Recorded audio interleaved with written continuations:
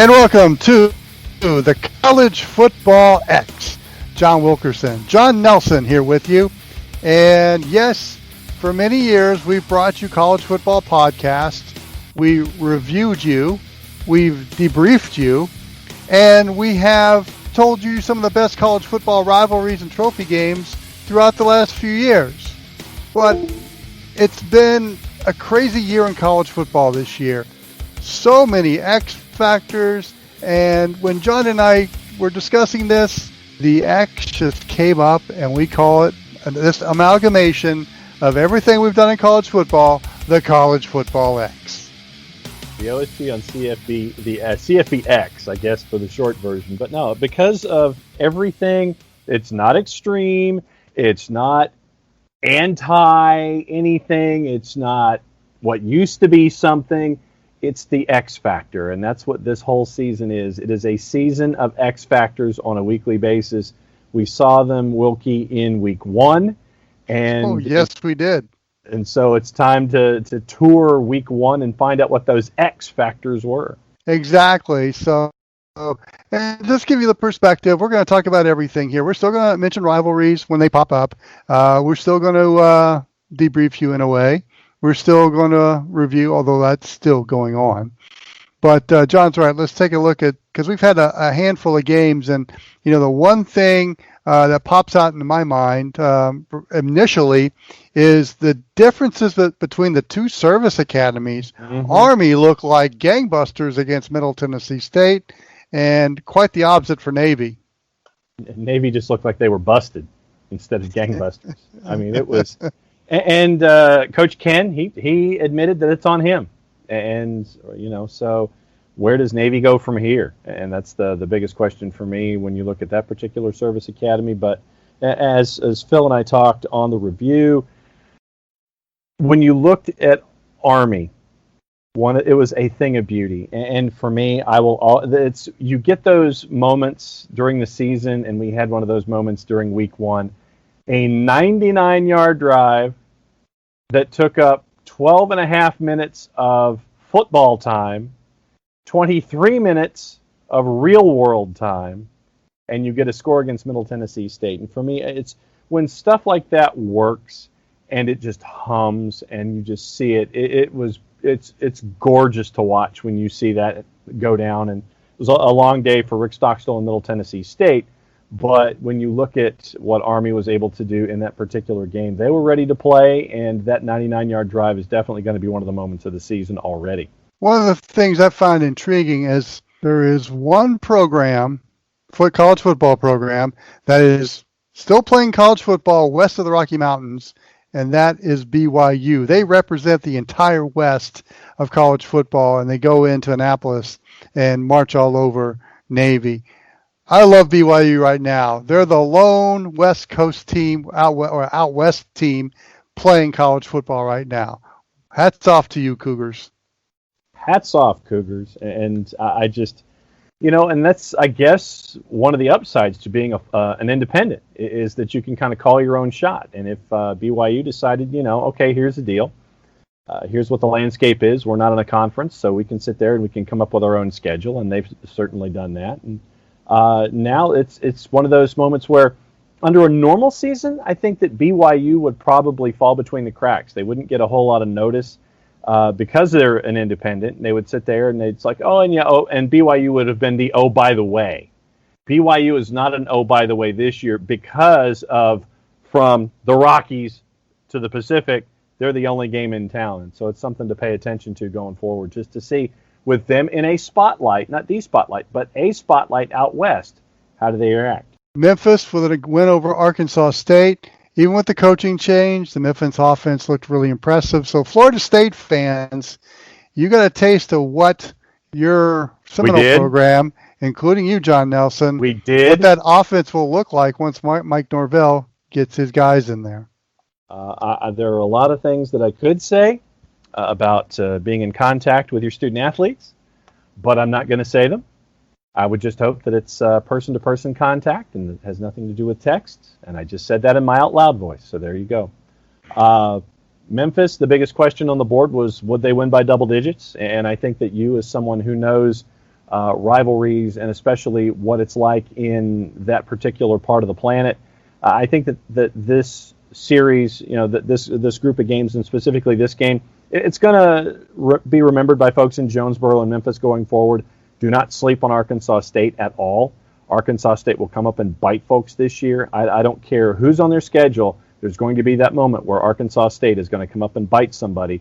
And if you're not prepared and if you don't expect, as the casual fan, to sit there and look at something that you're going to see out of Jonesboro, that, like I said, Arkansas State, they're going to be a team that's going to be an interesting watch, despite what we saw in the second half of the game against Memphis and the eventual loss. And what a win by South Alabama. Go to Hattiesburg and whip up on Southern Miss 32-21, which led to our first coaching casualty of the year. And it was an interesting listen, when we caught up with Luke Johnson, and we'll catch up with Luke here in just a little bit, but to get the in-depth rundown as to why Jay Hopson was no longer the coach at USM. And there's a lot more to it than just that particular outcome. And to be able to kind of sit there and get the lay of the land and go down and be at the local level and understand the context of what was going on immediately after this game. And props to South Alabama, that is without question. But the bottom line is that there was a lot more going on than just that result with South Alabama and Southern Miss, although it did play, for the casual fan, you look at it and it did take a lot of the information going into the discussion, but there was a lot more that led into it. Well, let's waste no time and hear from Luke Johnson. When we come back, John's conversation about what happened in Hattiesburg when we come back as the College Football X continues after this.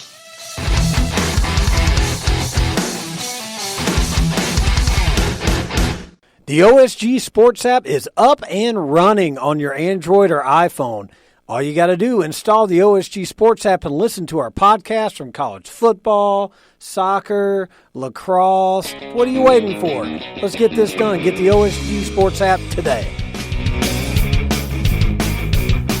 Welcome back to the X. And usually there's always an X factor in every single week when it comes to college football season. And the X factor this week comes to us from Hattiesburg, Mississippi. And glad that we could hook up with Luke Johnson, Grand Exalted Poobah, and that's the title that I gave you, Luke. Grand Exalted Poobah of the USM Eagle Hour, SuperTalk Mississippi 97.3 out of Hattiesburg. Luke, thanks for hanging out with us here on the X. Glad to be here, man. And yeah, it's been a wild week. We thought it was going to be a normal Labor Day weekend. It didn't turn out to be that way at all.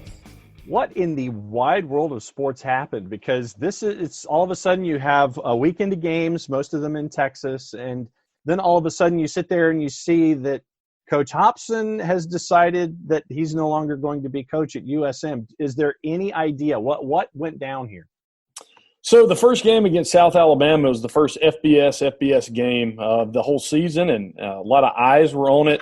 And we joke around here. I've been a Southern Miss fan my whole life, played football there, and Eagles do two things well: they soar high and they lay big eggs. And we got the second on Thursday night, and it was just a devastating, loss on the field. Recruiting, and South Alabama breaks the longest road loss streak in the FBS and winning there. So the first vibe, you started hearing Sunday afternoon some rumors, some stuff thinking that Jay Hopson was going to maybe be pushed out or possibly be resign. Come to find out, what happened was we had Jeremy McClain on the show today, athletic director at Southern Miss, and kind of the last 24 hours really found out Jay Hopson is the one Friday morning that approached Jeremy McClain. And Coach Hop's been through a lot. His father is a longtime physician, well-known physician in the state of Mississippi. For your history people out there, he's the doctor that helped James Meredith way back in the day after the issues at Ole Miss. And he passed away this summer. And some of that, I think, the press release officially said that Coach Hopson had a lot on his heart, and I think there was just some stress. And in the press conference after the game, I mean, I've never seen him like that. I played for him 4 out of the 5 years at Southern Miss. He was an assistant the first 3 years, and then was defensive coordinator. And man, he just looked spent.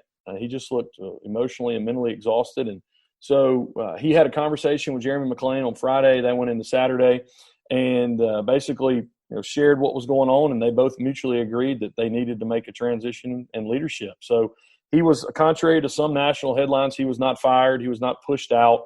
He initiated this process and resigned, and that went official Monday afternoon.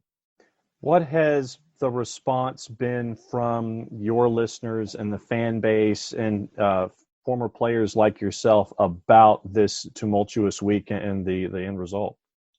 You feel two ways. You want the program to succeed, and there was some frustration within the fan base because Southern Miss lost 3 in a row last year. They ended the season.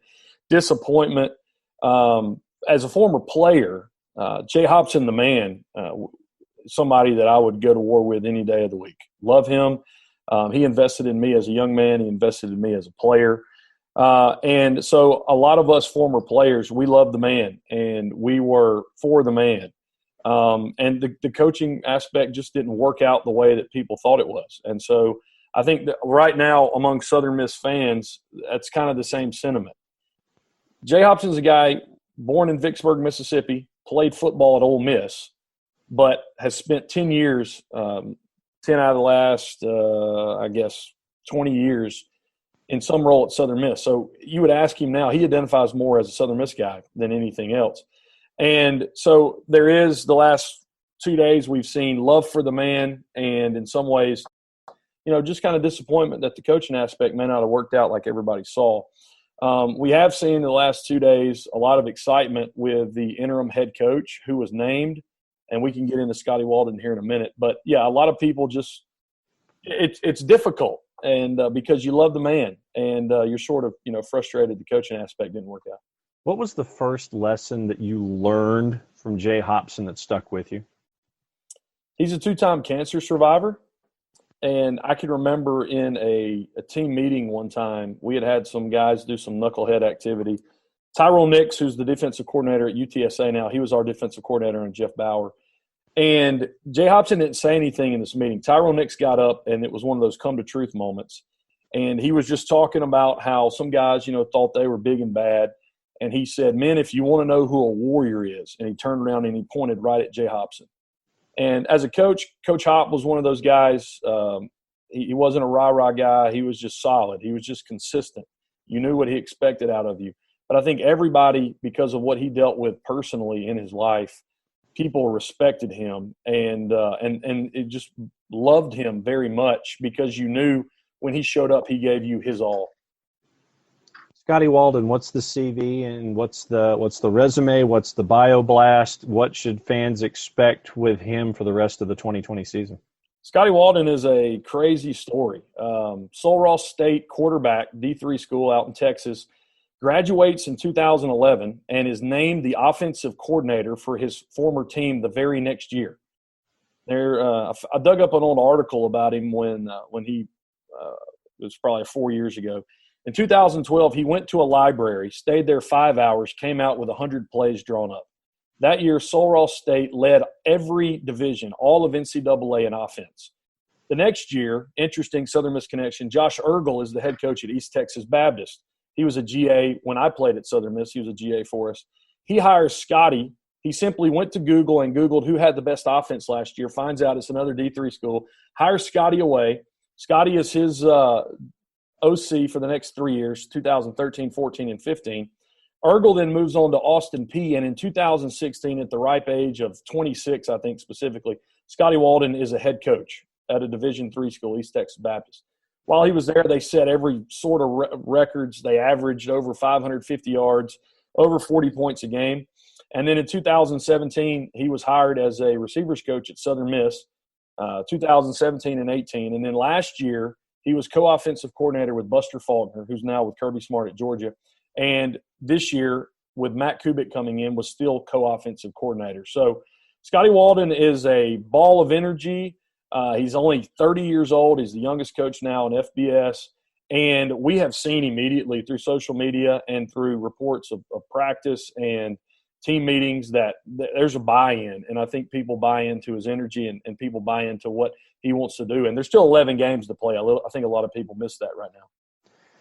When it comes to someone who is just hitting the big 3-0 and you have student athletes behind you who are anywhere from 8 to 12 years younger, I'm fairly certain that you and you as a former player can relate to this too, is that there's a bit of a double-edged sword here. Because if you're close enough, then there's that perception that, oh, I don't know, maybe he's too young to do what he's doing, but you mentioned his resume. And at the same time, though, I think that you can have somebody like Scotty who can relate to those guys because he was just 18 to 22 years old about a decade ago. So that idea that he understands the modern day student athlete is part of this too. That's some of his strength, obviously. When you look at the Southern Miss coaching staff, Jeremy McClain told us this also. There could have been several guys that could have, been named to this interim head coaching. The associate head coach, Tim Billings, he has experience in many different levels. Defensive coordinator, Tony Pecoraro, he was with Lane Kiffin at Florida Atlantic. So there's lots of guys that could have stepped into that role. So you feel like Scotty's not going into it blind. Obviously, he does have head coaching experience, but he's surrounded by veteran guys.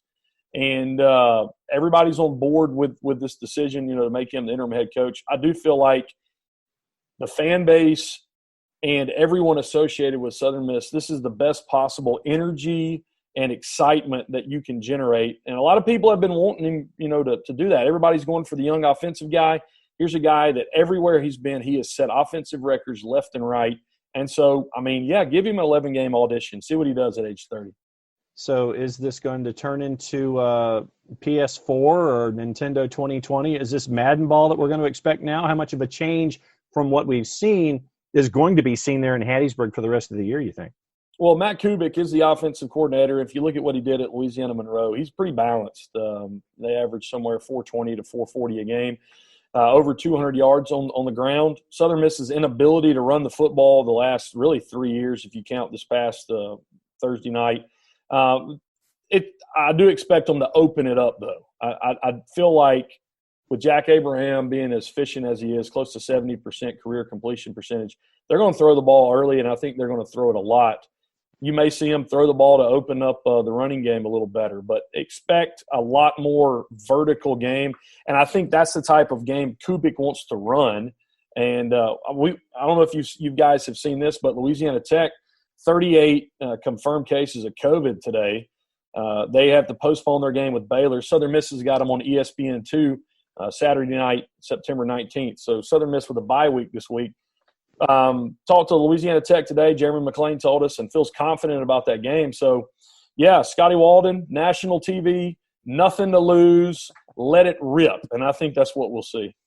What has the environment been, and I guess this is the COVID-19 question for you. What has the environment been there at USM getting ready for a college football season with all of the questions that everybody has about safety of the student athlete, making sure that everything is supposed to be the way that it is and everyone's as healthy as they can be? How has it been there at USM to make sure that everyone's as healthy as they can be to get out onto the field?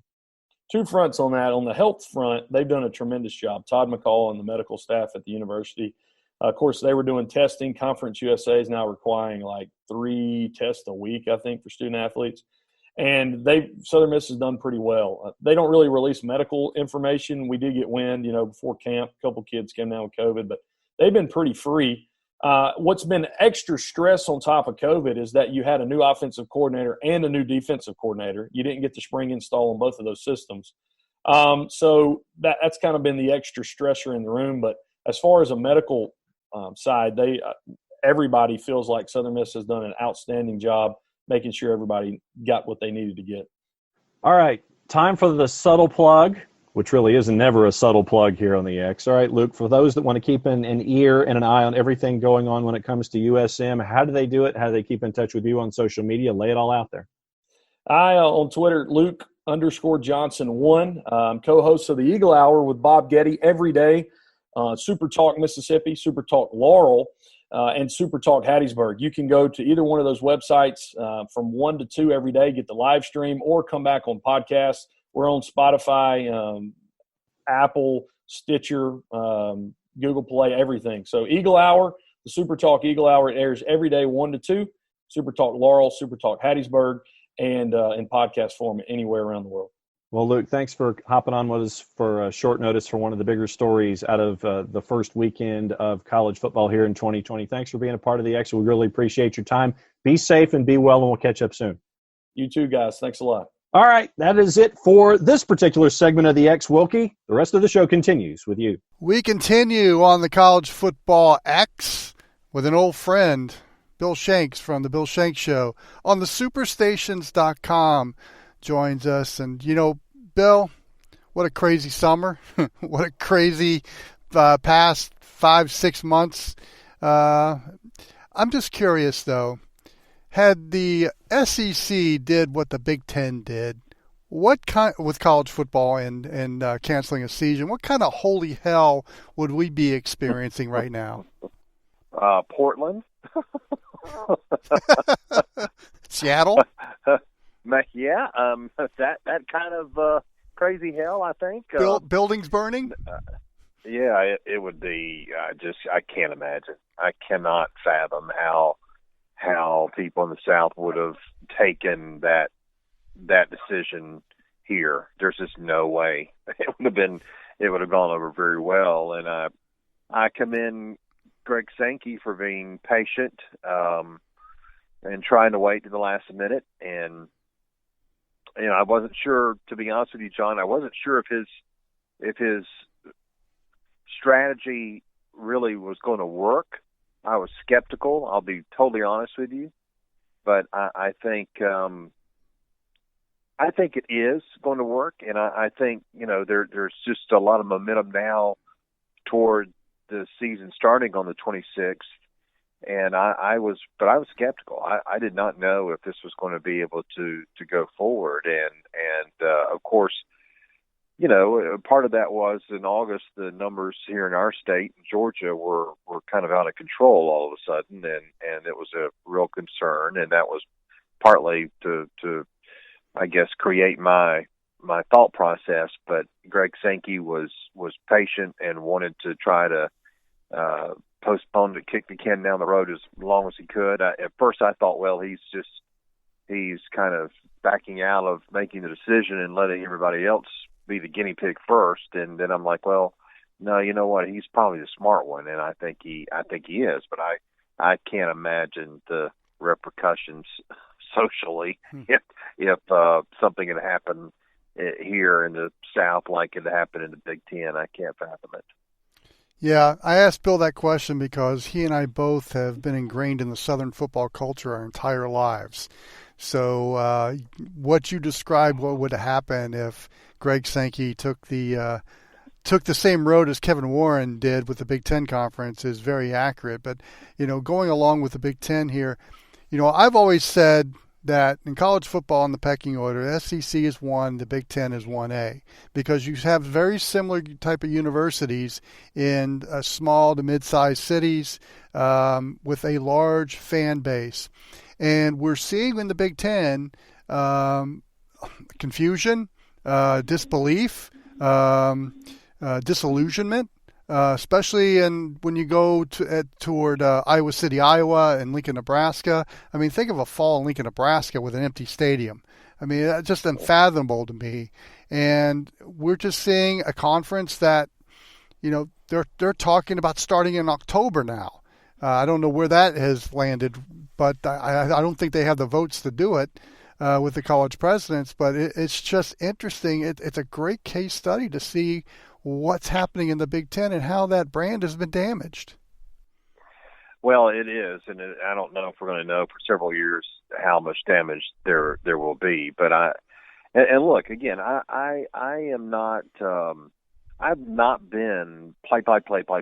Okay, I've been use caution and play. Use caution. I mean, I'm having to be careful myself for my situation personally. Everybody's different. I know there are people my age that are perhaps healthier or in a better situation as far as their household that's healthier, that they don't have to worry about things, and that can form and mold your opinion on this whole thing. Like I said before, I was skeptical, and so I understand people being cautious. I just think the Big Ten took that to a whole nother level, and they just never seemed like they were all on the same page. When there was that much pushback immediately by the coaches in particular, who I think were experiencing a successful situation with their protocols for the most part. And look, we know from watching baseball, John, things are going to happen. We know. I mean, we know the high school level here in the state of Georgia. I read this morning about a game being canceled this Friday because of a team having an issue. Who was it? Louisiana that had to cancel because they had 38 cases, and they had to, what was it, with Baylor or TCU or someone? I can't remember now, but there are going to be things going to happen. But to try to do the season and make it work is worth the attempt. And why they didn't give that a chance is ridiculous. And I tell you, I would even hate more to be a Pac-12 fan, because I can't imagine being a fan of a school in a conference that just is so reactionary to whatever the Big Ten does. That's embarrassing. But here's my biggest disappointment, John, is that we heard all summer long about, the Power 5 conference commissioners are all on the same page. They talk every day and all this bull crap. That's all it was, because there was no reason that those 5 men should not have been on the same page and trying to do the thing that would be the best for the sport. And that's where you get into leadership issues that I think we have known that college football has had and still has to this day. But that's what disappoints me is, there should have been a plan in place where they went all conference, and all 5 of the Power 5 conferences were able to get on board with this. And I think that's the biggest shame, because I want to tell you, 2 weeks from Saturday, when the SEC is playing and they join the Big 12 and the ACC, the Big 10 and the Pac-12 are going to look awfully stupid. And I think if there would have been some better attempt to have all 5 on the same page, we wouldn't be sitting here making fun of the Big 10 and the Pac-12. You're right, and you brought up the SEC. Let's talk about what we think might happen in that league this year. Obviously, Alabama and Georgia are the 2 bellwether schools in the league, and LSU probably, if one school has been affected by the people that are the players that are opting out, it's LSU right now. Of course, they lost a lot of offensive firepower from last year as well. But really, do you see this as Alabama and Georgia with a possible 3rd team coming in? Well, I do. I think Florida is that 3rd team, but I think LSU's just got too much to recover from. And then on top of that, Jamar Chase opting out was just a crushing blow to them. For them to have a chance to have a dangerous offense, to have him walk away was very difficult. But I was not on the LSU can just reload and do this again bandwagon, because it was just too much of a hit on their program. But I see nobody in the West that can be like Alabama. I don't buy the how about Jimbo Fisher and Kellen Mond argument. And in the East, while I'm not very objective because I cover Georgia and follow Georgia, I guess I should be objective if I cover them, but I cover them as a sports talk show host. But I think the Georgia defense is better this year than it was last year, and it was the number 1 scoring defense in the country last year. And I don't think Florida is to the point. I'm not saying Florida can't beat Georgia. Maybe they do, but I don't think from a program standpoint, 1 through 85, they're to the point where they can say they've caught Georgia. I think Georgia will lose in Tuscaloosa, and when they go over there and play Alabama, and you know what, they've got questions. They've got a lot of things to figure out offensively because of the changes on that side of the ball, but defensively, John, I'm telling you, they've never been like this on paper ever. And that's what Kirby Smart wanted to do when he came to Georgia, is to build a defense that had that type of stature And I think he's done it. I just don't see where Florida has caught Georgia in that regard. Again, they may beat Georgia. Who knows? They may have a better day than Georgia and beat Georgia. They're a good football team. They're going to be good. But I think Georgia and Alabama right now are the clear favorites in this conference. A lot of people are jumping on the Tennessee bandwagon, though. Maybe not for this year, but for the years to come. And they've had some good recruiting classes. And I got to think having that fan base re-energized would be a tremendous boon to the SEC. But it probably won't happen this year. But do you see a bright future for Jeremy Pruitt there in Knoxville? Yeah, I do. I like Jeremy Pruitt. I think he made some waves at UGA that were impactful.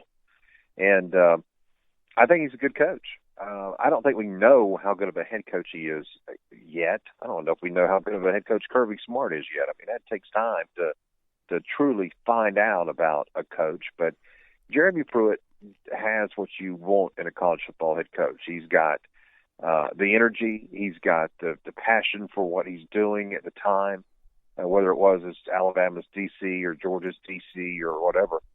And now as the Tennessee head coach, I think he's got that. I think they've needed someone to have that kind of passion. And I think he's getting players there. I mean, he's got an offensive line this year. He's making steps to make his units like an offensive line better.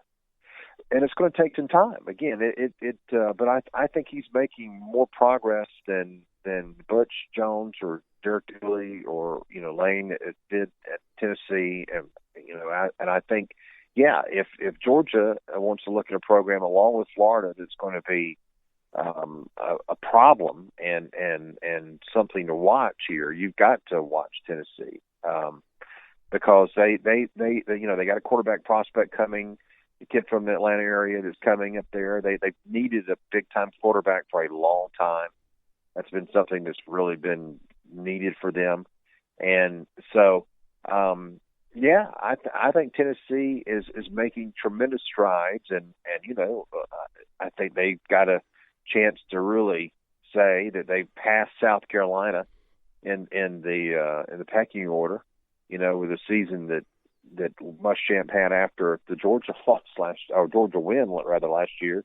It just kind of fell apart on him. But I tell you, another team, everybody's talking about Kentucky too, John. They're kind of the favorite to be the sleeper, and their lines of scrimmage are good. They're getting Wilson back at quarterback, and we'll see how that does. They're waiting on Joey Gatewood to see if he can be eligible, the former Auburn quarterback. So that's a team as well that I think you have to watch. And look, with Florida, I think finding their fit with Dan Mullen and Jeremy Pruitt being finally someone who can stick at Tennessee, and Stoops bringing Kentucky that next level, you've got a chance for the ACC for the SEC East to really, I don't know about take over from the West, because the West has been strong for a while, but to really be a solid division. I don't really buy the hire at Missouri. I think it was odd. And Vanderbilt's Vanderbilt. They don't care about football, but those other five teams, I mean, I think they really, can. And I like Will Muschamp. I think this is a big year for Will Muschamp, but obviously there's no doubt that he needs to do something special here with Mike Bobo and his staff. But those five teams, I mean, moving forward in this decade, could be really good in the SEC East. Yeah, you're right. They're all on the upswing, and it should be a nice race. And you brought up Mizzou and Eli Drinkwitz taking over there. The SEC didn't do them any favors with the schedule they put together for them, as well as Arkansas, which opens against your Georgia Bulldogs.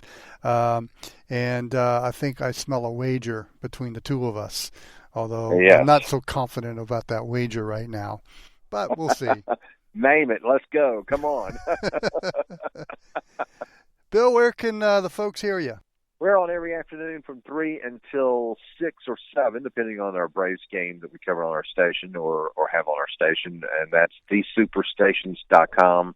Also the Macon area, 93.1 FM, 105.9 FM in Warner Robins, 98.3 FM, all the way down to right between Cordele and Tifton on I-75. So we got big area middle Georgia and all over the country on thesuperstations.com. And you're a frequent guest on our college football podcast, now on the College Football X. Look forward throughout the college football season to having you on, talking more SEC football and whatever else is on your mind. Absolutely. Sounds good, John. Always a pleasure. Thank you for having me on. You bet, Bill. Appreciate it. Much more to come when we come back.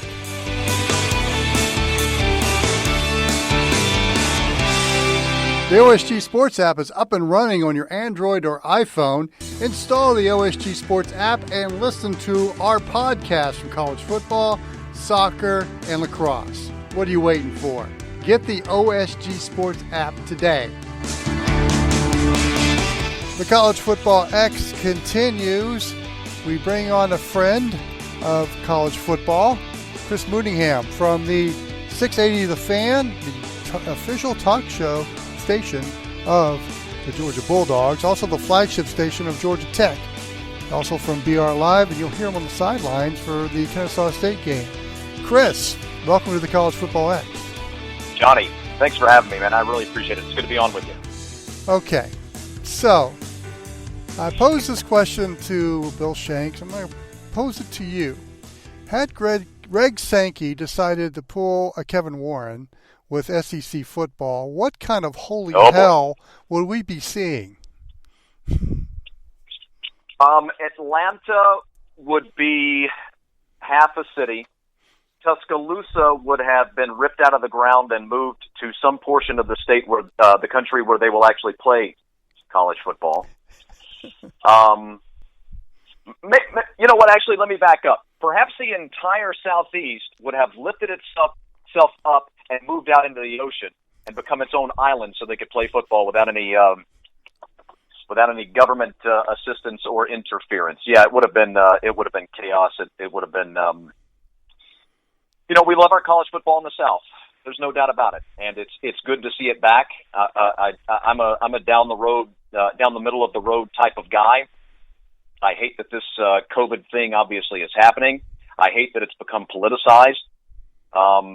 When I'm on the air, oftentimes what they'll do is the bosses, the powers that be, they'll pair me with a guy who's a bit of a shock jock, or a gal who's a bit of a shock jock, and we'll have serious, hardcore opinions on one side of an argument or another, because I'm a guy that you'll find is very middle of the road with many opinions. Okay, I respect your opinion. I understand that. I disagree, but, I can respect it. And the thing with college football and COVID is that I've said since the start of this thing, let's be diligent. Let's be responsible. Let's take our time. And let's see what we have going on down the road here. But at the same time, I'm on neither extremist end of the argument. And at the same time, I've said as the last about a month and a half ago, 2 months ago, I said, all right, I think I see where this road is going. Let's play college football. Let's just be smart about it. I'm one of these guys that believes having the kids on campus is actually better for them than having them out on the streets or just having them in the dorms, because the lifestyle of a college athlete is so regimented now. It's like being in the military, for goodness sakes. So I'm all about playing the college football season, and let's just all be careful. Let's be diligent, and most importantly, let's push forward. And we've had a handful of games already on the group of five and the FCS level that are playing.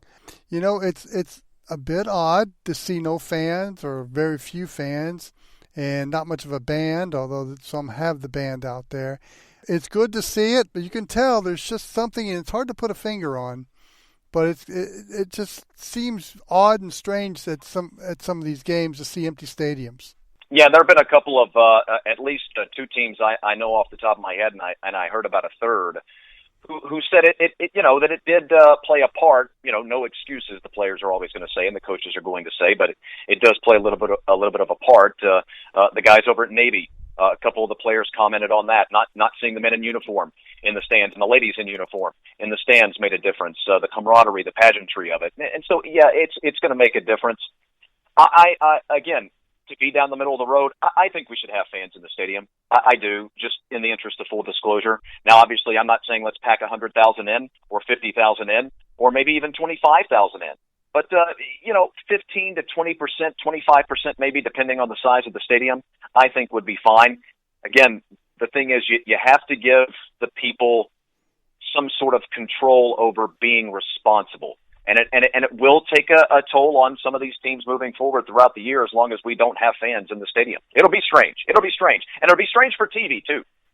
And then you got those college football hamlets like Lincoln, Nebraska, and State Park College, Pennsylvania, who are going to have a season without football and empty stadiums.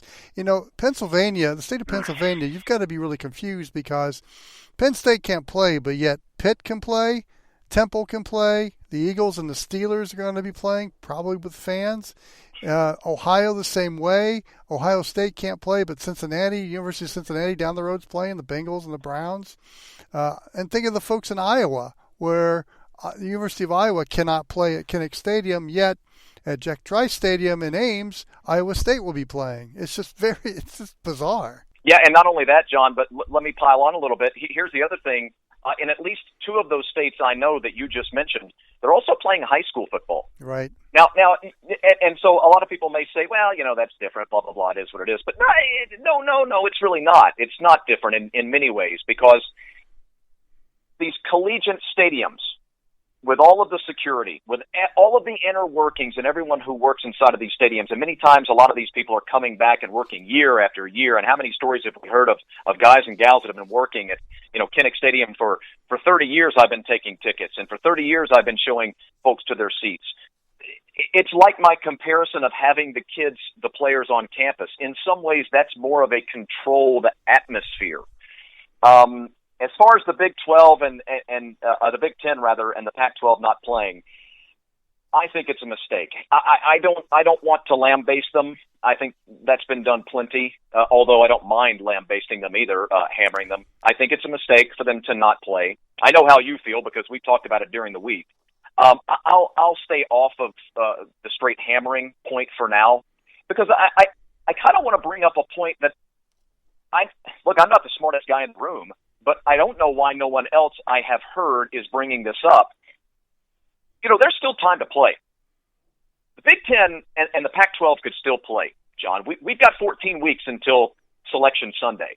And I understand the optics of backing out of the decision. I really, really do. And I know a lot of people will say, but it's not about optics, it's about the politics of it. And I get that, and that's fine. And we can have that discussion another time. But you've got to start to realize now if you're those conferences.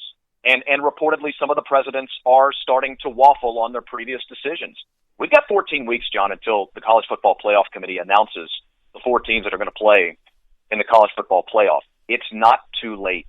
It's not too late for them to change their minds. What do these players need? They've been in camp, right? They've been watching themselves in practice film-wise. They've been in study hall. They've been with their coaches. Give them a 3-week ramp-up.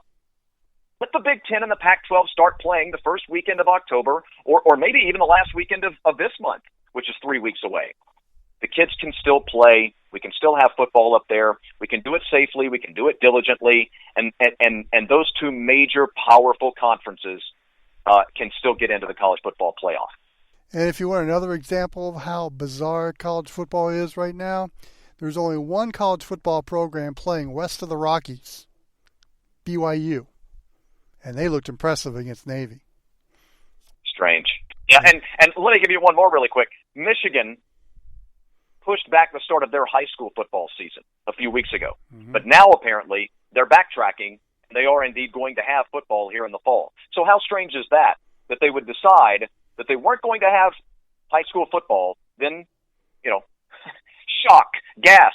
They reassessed the situation, and now they've changed their minds. I think that's part of the problem here in this whole COVID situation is that we have too many people, both socially, politically, and now in the sporting landscape, that have firmly dug in their heels.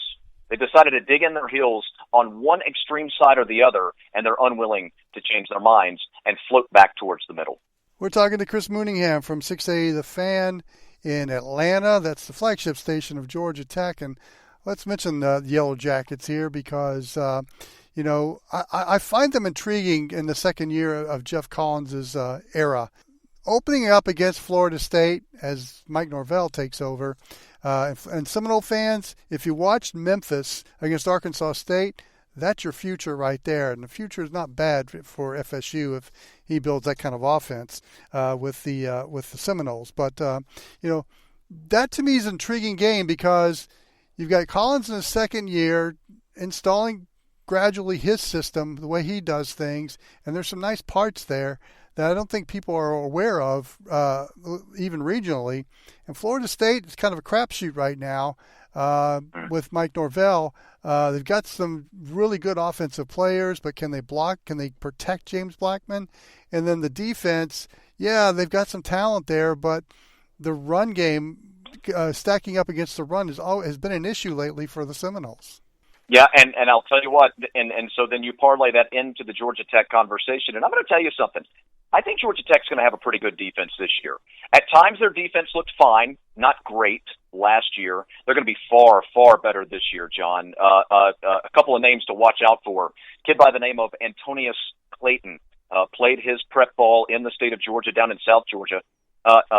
Spent his first year at the University of Florida, committed to Florida, and played there, or was on the roster for his freshman year. Transferred to Georgia Tech, had to sit out last year, and he'll be most likely in the starting lineup here in 2020. And then a kid in the secondary who played his high school ball at Lassiter High School in Metro Atlanta, kid by the name of Derek Allen.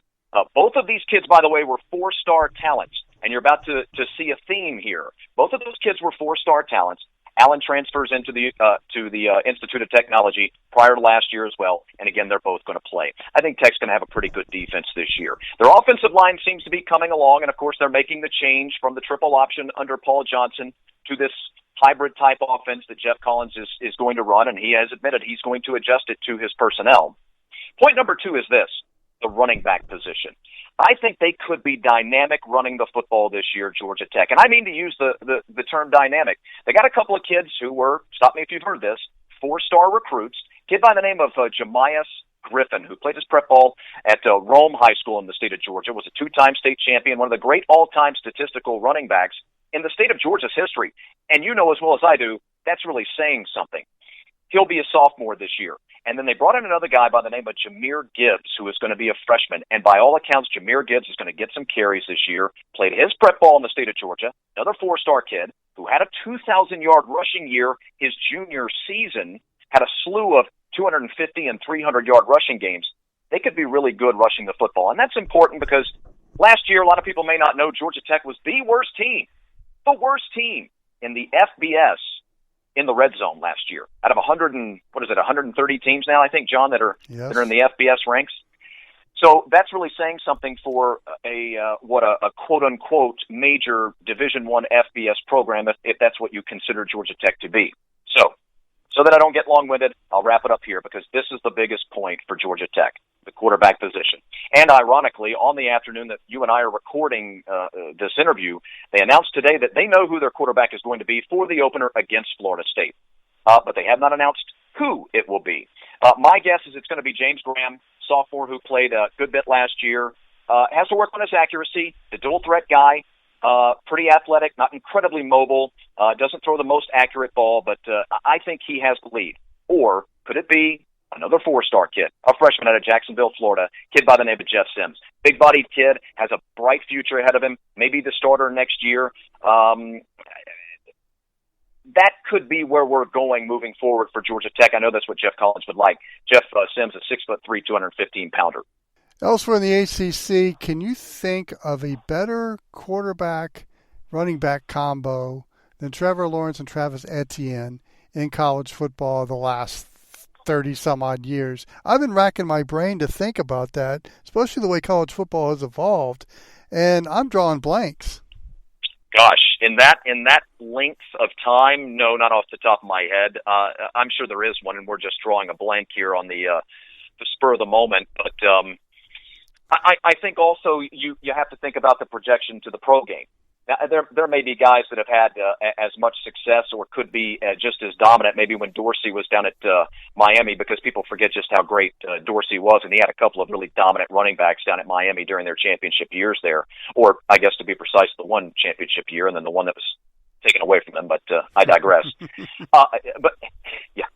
I thought I'd slip that in there. And I'm no Miami guy, but the truth is the truth in my opinion. But the point in you bringing it up is I know where you're going, and man alive, those two guys are so great, and they're so dominant. I'm very fortunate that I got to see them at the high school ranks. And you knew they were going to be this productive at the college rank. Yeah, and there could be 1-2 in the Heisman Trophy race. So that's to me is like I've been racking my brain. And if you do know who was a great quarterback running back combo in college that we were drawing a blank on, let us know on our Twitter page at OSG Sports, and we'll read it on the air. And Chris will think of a prize to give you if he has something handy. Finally, I wanted to talk about Notre Dame because they're going to get a taste of conference play. And it was a big deal when they painted the ACC logo at Notre Dame Stadium on the turf. It was amazing. Do you think Notre Dame fans and players and coaches, when they get a taste of what conference play is like and they've got a shot at a championship in the ACC, that opinions might change about the whole independence thing? I hope so. To the point of, will they get a feel of what it's like being an ACC play? And I hope so that it spurs them to think about changing their mind. The short answer is no, it will not. No, I think, speaking of digging in your heels on something, I think that's what Notre Dame is. They're going to be the last vestige of independent football, and I get it. I mean, it is what it is, and they can afford to do it. This whole thing with Notre Dame throughout the years is kind of like your mom or your dad letting you get away with something, and you're just going to keep doing it until one of them pulls you off to the side and says, "Hey, knock it off." Or you're a 6-year-old and you keep doing something until you get a spanking. So they're just going to keep doing it, and that's fine because people are allowing them to do it. Who do you blame? The team, or do you blame everybody who lets them get away with it? I think this year, I like what Notre Dame can be, but I've got a feeling that they do stumble somewhere along the road across the ACC, potentially besides the Clemson game. I do see a scenario, however, where maybe they beat Clemson, still end up as a one-loss team inside of the ACC. I think that's very possible. And I could tell you that I'm sure the people in Greensboro at the conference office are dreaming of a Clemson Notre Dame championship game in Charlotte, because that would be colossal. That's what I've got. That's exactly what I have. I think one loss in the ACC is absolutely good enough to get you into second place and get you into that title game. There's going to be a lot of parity in the ACC this year, but I think we've got a chance to where the third and fourth and fifth best teams in the Atlantic Coast Conference this year are going to be noticeably, and I mean noticeably, better than they were last year. I agree, and of course that championship game in Charlotte, it's struggled trying to gain some traction on championship weekend, especially with the way the SEC and the Big 12 have those championship games are just sellouts and tremendous atmospheres, and the ACC is honestly they've had Clemson dominate and they've had a tough time selling out the place, and get Clemson and Notre Dame in there and. It's appointment television. Well, I have an answer for you, John, but you may not like it. You ever come up with an idea that you sort of don't like, but all of a sudden you kind of have an epiphany and you say to yourself, man, I really don't know if I like my own idea, but I think it's the right idea for everything involved, everyone involved. And I think I have that, not to toot my own horn. And it's a long winding story, and I know we don't have that much time because it would literally take me 10 minutes to explain it to you, but the short version is this. I have become, and I can't believe I'm going to actually say this out loud to you, but I have become a person who now believes, I got to take a deep breath before I say it, I think the conference championship games now need to be an automatic bid into the playoffs. I have become a 6 or 18 team a believer in the playoff now. And the reason why is this. When you have Pac-12 and ACC and Big Ten championship game tickets that are going for $12, $14, $50 even, that tells you something about the public perception of getting into that ball game. And I think that if more fans believe that their team really has a chance to get into the playoff, being a conference champion in 2020, John, just doesn't mean what it used to when you're just a little bit older than me. It doesn't mean what it used to when you were a kid, especially. Mm-hmm. And it certainly doesn't mean what it used to when I was a kid 40 years ago. It just doesn't. And so, would it be great if you're Florida State to win the ACC championship? Sure it would. But if Florida State doesn't have a chance to get into the national playoff, even if they're the ACC champion, because they have 2 losses this year, it's not going to mean the same thing, and a lot of fans will not travel to see that ball game. Whereas if you told those Seminole fans, hey, we know you got 2 losses, and you'd look shaky at times, but let me tell you something. You win this game, and you're automatically into the playoff. You'll sell that joint out. You will absolutely sell the joint out. And then what that will also do is it will make these late season games inside of divisions especially mean more. Because if I clinch my division, I know I'm in the championship game, and now I'm 2 wins away from potentially getting into the playoff. I'm not a big fan of it, but I'm starting to think that maybe that would answer attendance issues, and it would certainly answer some issues ratings-wise, because, don't look now, but there are some late-season games, even in rivalry ball games, that aren't drawing the numbers that they used to draw. And I think that this scenario of mine, the Mooneyham plan, if you will, would solve some of these things. I think you just came up with a subject for a future show. I would love to talk about it. Thank you, Mr. Producer. Well, you're very welcome. You're usually producing me for our some of our other broadcasts, and so I'm just trying to return the favor. But no, I mean I think it's debatable. Again, believe me, a part of me really doesn't like this plan because I like the exclusivity of the college football championship. I really do. But there is no doubting that there are so many fans, John. You know this to be true, even if you hate my plan. And a lot of the fans listening out there right now are saying, Mooneyham, I've never heard you before, and I instantly don't like you. And I get it because I recommended this. But just ask yourself this one last thing, and I'll stop rambling. Don't you know someone who is a fan of a team, and all of us know numerous people who check out of the college football season as early as the second week of October because they already say, my team has 2 losses, they're not going to the tournament. And now all that matters in this modern society is getting into the college football playoff. I just don't care as much as I used to. And we all know someone, and I'm telling you, that's becoming a bit of a I don't want to use the word pandemic. It's becoming a bit of a problem.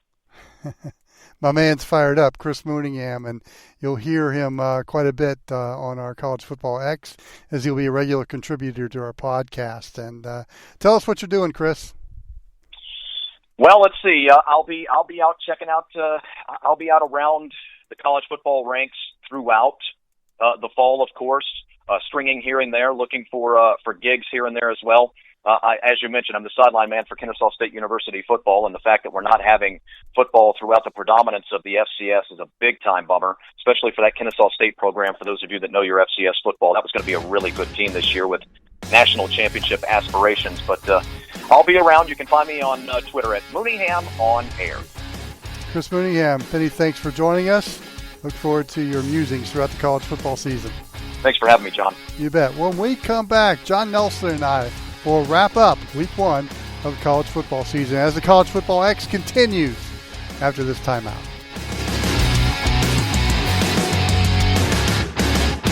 The OSG Sports app is up and running on your Android or iPhone. All you got to do, install the OSG Sports app and listen to our podcast from college football, soccer, lacrosse. What are you waiting for? Let's get this done. Get the OSG Sports app today.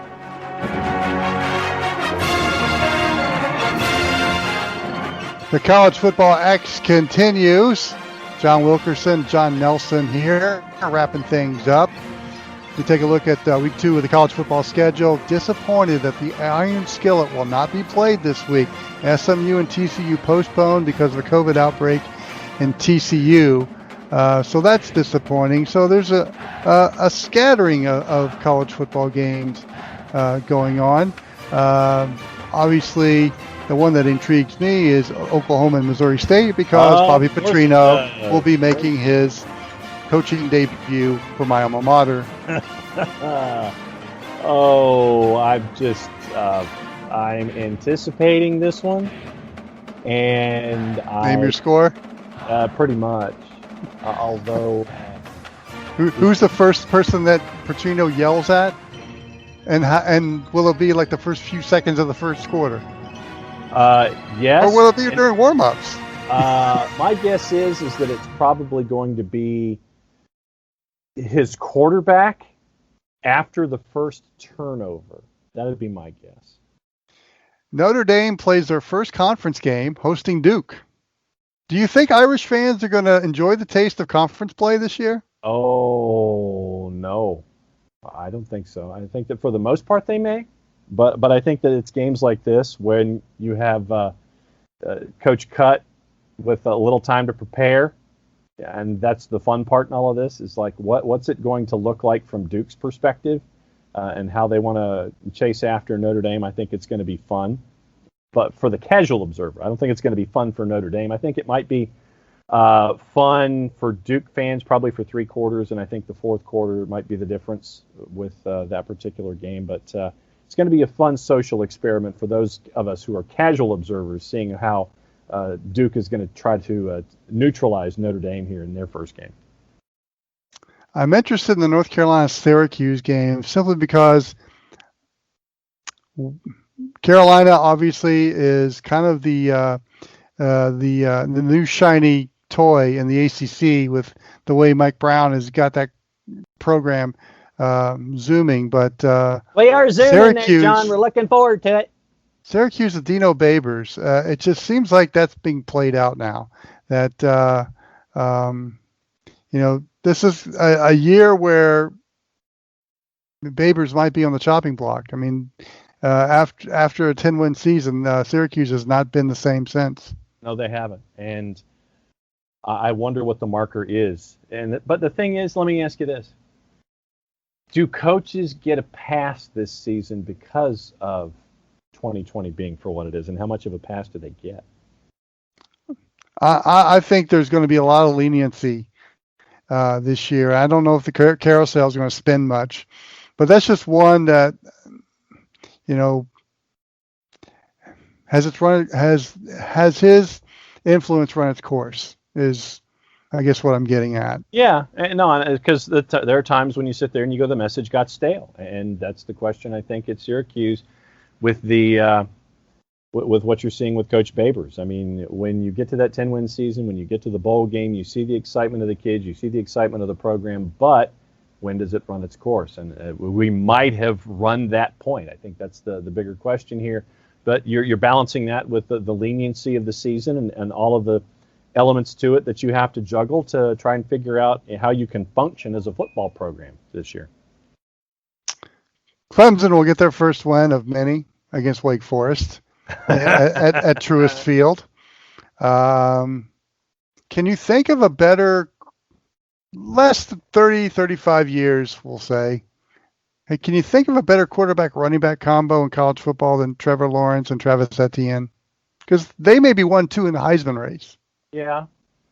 Wow. Because when you look at the running backs, the quarterback was usually the one that handed the ball off, and the quarterback wasn't the one that was just as sought after when it came to all of the shiny spotlights and things like that. So no, I think that it's that's an interesting question, but I think that to answer it off the top of my head, I can think of running back tandems, but I can't think of a quarterback and a running back tandem that had as much going for them and as much anticipation to see how they would do offensively in a football season. No, I think you're right. So, our first show of the X, we've given you a little information as far as what's going down in Hattiesburg. We've talked a little SEC, a little ACC, and we've talked about what would happen if Greg Sankey pulled a Kevin Warren and with Atlanta and Birmingham turning into Portland and Seattle. That's what you're going to get with the College Football X. So, John, where can people respond and talk to us? Easiest place is on the Twitters.